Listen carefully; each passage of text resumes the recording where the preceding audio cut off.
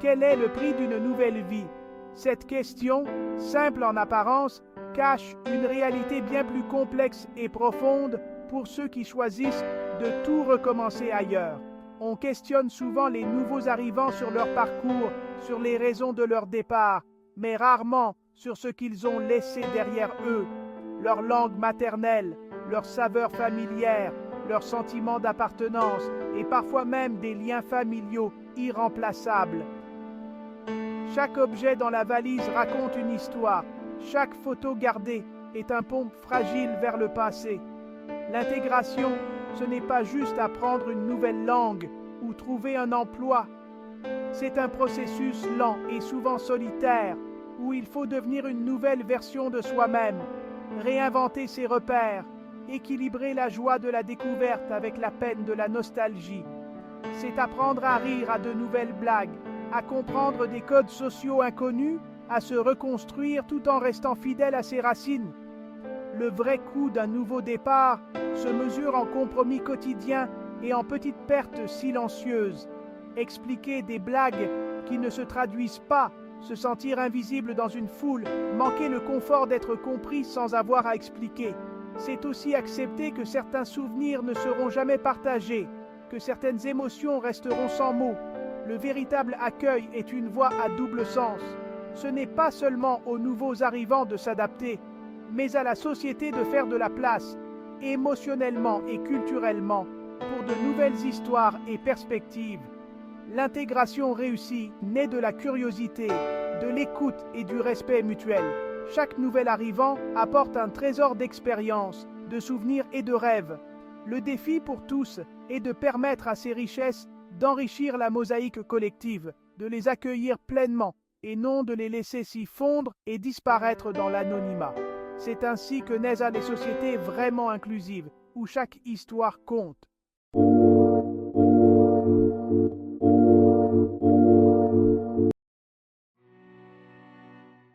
Le rêve du Canada commence bien avant l'arrivée. Une vision de paix, d'équité et d'opportunité.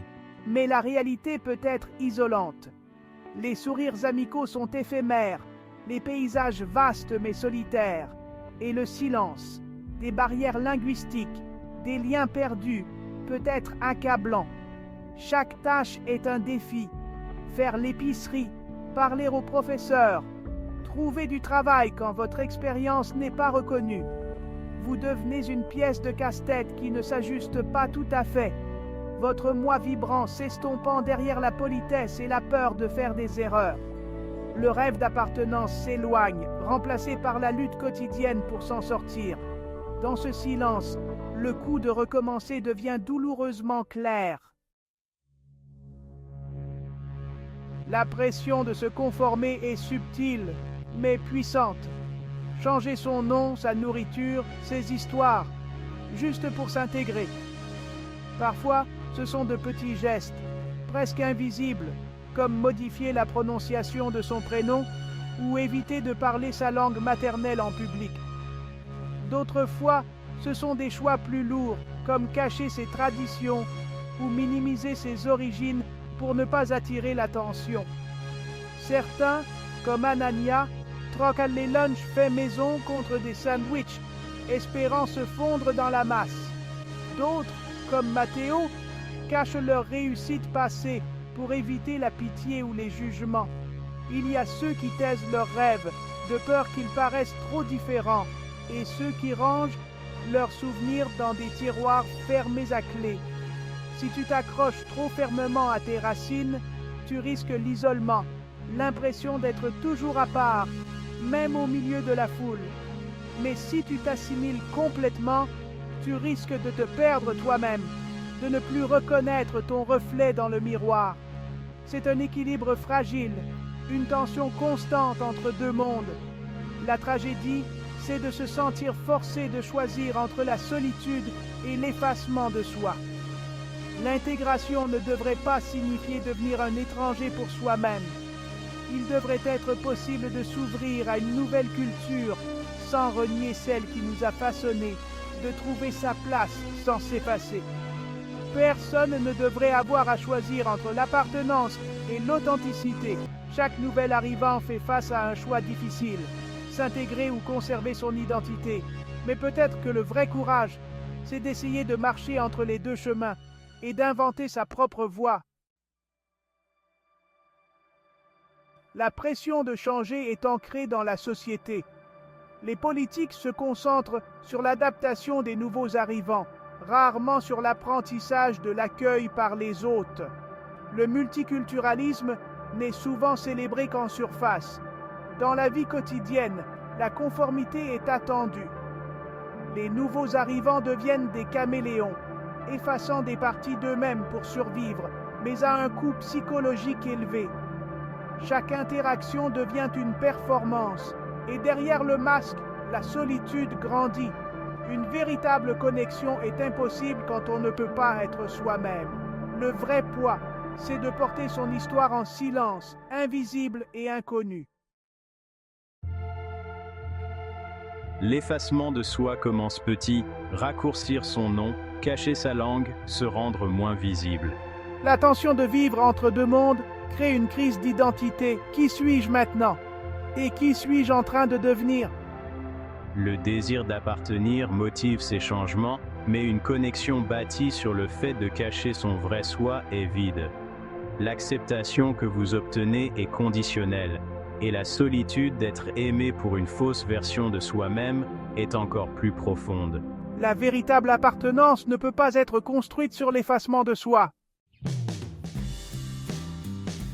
Les experts suggèrent une nouvelle voie. Embrasser une identité biculturelle, laisser deux cœurs battre dans une seule poitrine. L'identité n'est pas fixe, elle est fluide, capable de grandir et d'absorber de nouvelles expériences sans perdre son essence. Vous pouvez être vietnamien-canadien, nigérian-canadien, ajouter des couches, sans les remplacer. L'harmonie vient du rejet de la pression de choisir, et plutôt du mélange de votre passé et de votre présent. Ce modèle défie le creuset. C'est une mosaïque, ou mieux, un jardin. Chaque fleur unique, chacune ajoutant de la beauté. Une société s'épanouit quand elle permet aux nouveaux arrivants de fleurir tels qu'ils sont. La double appartenance n'est pas de la confusion, c'est de la résilience. Vivre avec deux cœurs signifie embrasser ses origines, corriger son nom, partager sa culture et la traiter comme un cadeau. Trouvez vos gens. Connectez-vous avec votre communauté pour le confort, mais aussi tendez la main aux autres pour vous tisser dans la société plus large. Contribuez, même modestement. Quand vous redonnez, vous devenez un bâtisseur, pas seulement un récipiendaire. Cela change la façon dont vous vous voyez et dont les autres vous voient. Soyez un pont. Expliquez votre culture aux autres et aidez les nouveaux arrivants à comprendre leur nouveau chez-soi. Tisser votre passé et votre présent crée un soi vibrant et entier. L'intégration est un chemin partagé. La société d'accueil doit construire des ponts par des gestes quotidiens de curiosité et d'empathie. Les écoles et les lieux de travail devraient célébrer la diversité toute l'année, pas seulement lors de journées spéciales. Les médias doivent montrer les nouveaux arrivants comme des voisins, des professionnels et des amis, pas seulement comme des victimes ou des menaces. Bâtir des ponts signifie reconnaître notre humanité partagée. Tout le monde s'est déjà senti comme un étranger. L'intégration est une danse. Les deux côtés doivent apprendre de nouveaux pas et bouger ensemble. Ce n'est qu'alors que la véritable appartenance pourra s'épanouir. L'intégration ne consiste pas à effacer l'histoire, mais à honorer l'âme que chaque nouvel arrivant apporte. Chaque personne qui franchit nos frontières porte avec elle un héritage unique, des souvenirs précieux et des rêves pour l'avenir. Ce n'est pas une question d'oublier d'où l'on vient, mais de célébrer la richesse de chaque parcours. La beauté du Canada et sa diversité, un jardin où chaque fleur s'épanouit à sa manière. Comme dans un jardin, la force de notre pays réside dans la variété de ses couleurs, de ses parfums et de ses histoires. Chacun apporte sa propre lumière et ensemble, nous créons un paysage vivant et vibrant. Le but est de donner aux nouveaux arrivants l'espace et le soutien nécessaires pour planter leurs racines et s'épanouir tels qu'ils sont. Offrir un accueil chaleureux, c'est aussi leur permettre de grandir, de contribuer et de s'intégrer sans renoncer à leur identité. C'est un engagement collectif, un geste d'ouverture et de respect. Ne demandons pas « Comment allez-vous vous intégrer ?» mais « Comment pouvons-nous faire de la place ?» Il s'agit de créer des espaces où chacun se sent attendu, où la différence est une force et où l'on construit ensemble un avenir commun. Bâtissons un foyer où personne n'aura à choisir entre son passé et son avenir. Un lieu où les souvenirs d'hier s'entrelacent avec les espoirs de demain et où chaque famille peut écrire un nouveau chapitre sans renier ses racines. Le parcours de chaque nouvel arrivant enrichit la tapisserie de la nation. Chaque histoire, chaque voix, chaque sourire ajoute une nuance à notre identité collective, rendant notre société plus forte et plus belle. Le vrai sens de l'accueil, c'est un foyer pour chaque histoire, où chaque âme est en sécurité. C'est offrir un abri, une écoute et la certitude que chacun a sa place, aujourd'hui et pour les générations à venir. Aimez et abonnez-vous pour découvrir des vérités que personne ne partage. Découvrez ce que personne ne vous dit. Partagez si ça vous intéresse.